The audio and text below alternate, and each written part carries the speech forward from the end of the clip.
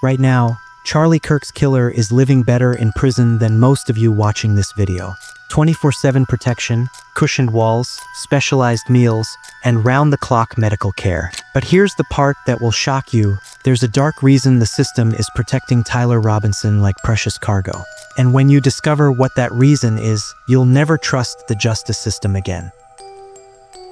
While you're watching this video right now, Tyler Robinson is lounging in what can only be called a prison penthouse. His cell at Utah County Jail isn't punishment, it's protection, 24/7 lighting, but not to torture him, to keep him safe. Guards watch him every second, not to punish, to protect their prized prisoner. Cushioned walls, padded floors, every sharp edge is removed or covered. The man accused of murdering Charlie Kirk sleeps on specialized bedding. He eats from soft trays. He wears safety clothing designed just for him. Now let me tell you what a normal Utah County jail cell looks like. Concrete floors that feel like ice, metal toilets that reek, thin mattresses that barely qualify as bedding, shared facilities with dozens of violent criminals. But Robinson, his meals are prepared separately. His food comes on specialized trays without utensils. Not because he's dangerous to others, because the system is terrified he might hurt himself. Think about that.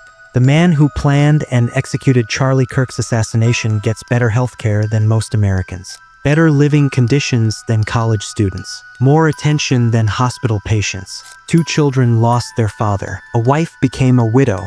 And their alleged killer receives round-the-clock care that costs taxpayers thousands per day. Now let me tell you about Robinson's arrest, and prepare yourself because this will make you question everything you thought you knew about American justice. When most people think of capturing a suspected assassin, they imagine SWAT teams, flashbang grenades, and tactical operations. That's not what happened here. Tyler Robinson got what law enforcement called a gentle surrender, but the details of this surrender will make your jaw drop. After his mother recognized him from FBI surveillance photos, Robinson didn't deny the shooting. Instead, he expressed concern, not for his victim's family, not for the lives he destroyed, but for his own safety during arrest. So what did the system do? They negotiated with him. His family, led by his father and a retired deputy sheriff friend, worked out terms for his surrender. Robinson was afraid of being shot by police, so they arranged what Washington County Sheriff Nate Brooks described as a gentle handover. On September 11th, Robinson met with U.S. Marshals and FBI agents in a controlled environment. No tactical teams, no forced entry, no dramatic arrest. Just a peaceful transfer that treated him like a surrendering diplomat rather than a suspected assassin. While Charlie Kirk's body was being prepared for burial, while his children were learning they'd never see their father again, Tyler Robinson was being handled with kid gloves by the very system he allegedly attacked. Here's where the story takes a darker turn, and here's the real reason Robinson is being treated like precious cargo. Officials claim his special treatment is designed to prevent another Jeffrey Epstein situation. They're terrified that Robinson might die in custody, not because they care about his life, but because they're afraid of the conspiracy theories that would follow. Former Warden Leonard Ver explained that these protocols serve a dual purpose, preventing self-harm and preventing foul play. But think about what this really means. The system is more concerned about protecting Robinson's life than they were about protecting Charlie Kirk's life. The irony is staggering. Charlie Kirk, who received death threats and lived under constant scrutiny, was gunned down at a public university with minimal security.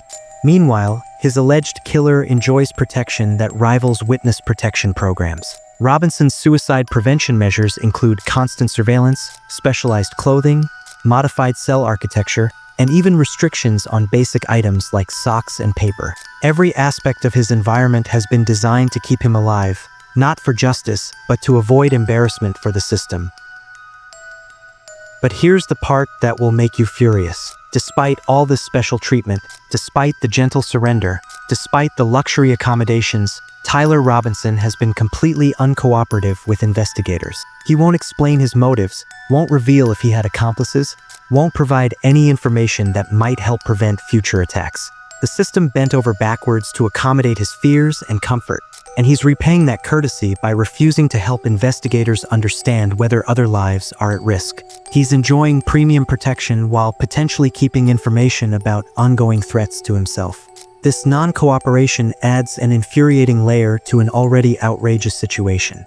Here's someone who allegedly committed one of the most shocking political assassinations in recent memory, who has been treated with extraordinary care from the moment of his arrest, and yet he won't even help investigators protect other potential victims. Now let's talk about the evidence, because there are details in this case that will make you question everything you've been told. Robinson's DNA was found on the murder weapon, on a towel used to wrap the rifle, and on a screwdriver recovered from the rooftop. This isn't circumstantial evidence. This is hard scientific proof linking him to the crime scene. But here's where things get strange. The bullet casings weren't ordinary ammunition. They were engraved with political messages like, "Hey, fascist catch," and "Oh." But one casing contained a message that doesn't fit. If you read this, "You are gay, LMAO." Think about that. Someone planning a serious political assassination took time to engrave juvenile internet humor on ammunition.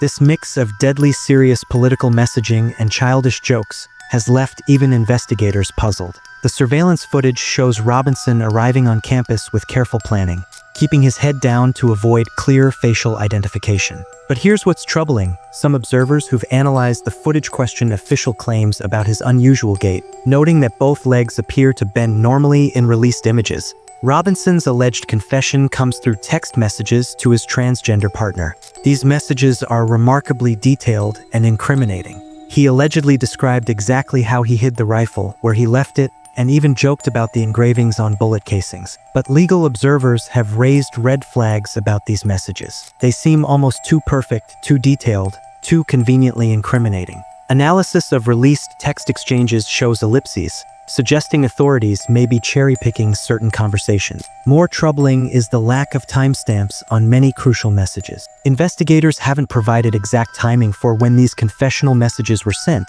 making it impossible to verify whether they occurred during the campus lockdown or at some other time. Here are the questions that should keep you awake at night. How did Robinson access the roof of the Loci Center? Why were there only 6 uniformed officers providing security for a high-profile political figure and 3,000 attendees? Why has the FBI found no evidence linking Robinson to organized left-wing groups if this was politically motivated? Robinson's transformation from a Republican Mormon household to someone willing to kill for political beliefs suggests self-radicalization that experts find deeply concerning. But self-radicalization doesn't happen in a vacuum. Someone or something influenced this transformation. The security failures are inexcusable. One student noted seeing more police presence at campus sports events than at this political speaking engagement. Standard protocols were clearly inadequate for protecting a prominent political figure who had received threats. The contrast between Robinson's treatment and that of other defendants has become impossible to ignore. While he enjoys climate-controlled cells with 24/7 monitoring and protection, other defendants in high-profile political cases have faced harsh conditions and prolonged pretrial detention. This perceived double standard has fueled accusations that our justice system treats left-wing political violence with more sympathy than right-wing political violence. Whether this perception is accurate, it has become a significant factor in how Americans view this case. President Trump has called for the death penalty, stating that Robinson represents pure evil and deserves the ultimate punishment. But meanwhile, Robinson continues his comfortable stay in protective custody, refusing to cooperate while enjoying protections that exceed what many law-abiding citizens receive. Perhaps the most heartbreaking aspect of this case is Erica Kirk's response. When asked about Robinson facing execution, she said, "I want the government to decide this. I do not want that man's blood on my ledger." Her reasoning comes from her faith. She doesn't want vengeance to prevent her from being reunited with her husband in heaven. Think about the contrast. A grieving widow shows more grace and mercy than the system itself. While she grapples with forgiveness and faith, her husband's alleged killer enjoys accommodations that seem to prioritize his comfort over justice for his victim. Erica Kirk is raising a 3-year-old daughter and 1-year-old son as a single mother while Robinson sits in his protected cell, refusing to provide information that might help prevent other families from experiencing similar tragedies. Here's what I believe is really happening, and this is the part they don't want you to understand. Robinson isn't being protected because the system cares about his welfare. He's being protected because he represents something dangerous to those in power, the possibility that this assassination was more than the work of a lone wolf. His non-cooperation suggests he's protecting someone or something. His comfortable conditions suggest the system needs him alive and stable. His gentle treatment suggests there are aspects to this case that powerful people don't want exposed through a desperate or dead defendant. The meticulous preservation of evidence, the careful handling of Robinson, the extraordinary measures to keep him safe, all of this points to a case that goes deeper than a simple political assassination. Someone needs Tyler Robinson alive, cooperative, and under control. Robinson faces aggravated murder charges with a victim targeting enhancement. Prosecutors argue he intentionally selected Charlie Kirk because of his political expression. If convicted, he could face execution by firing squad, Utah's chosen method of capital punishment. But here's what you need to understand. This case will test whether America's justice system can still distinguish between victims and perpetrators, between those who deserve protection and those who deserve punishment. The American people are watching, and our faith in justice depends on how this unfolds. Charlie Kirk's family deserves answers. The American people deserve truth. And Tyler Robinson, regardless of his current luxury accommodations, deserves to face the full consequences of his alleged actions. This case will determine what kind of country we are and what kind of country we're becoming. The outcome will speak volumes about whether justice still means something in America, or whether political violence is now met with gentle surrenders and protective custody. The truth about Tyler Robinson's treatment reveals everything wrong with our current system, and everything we need to fix before it's too late.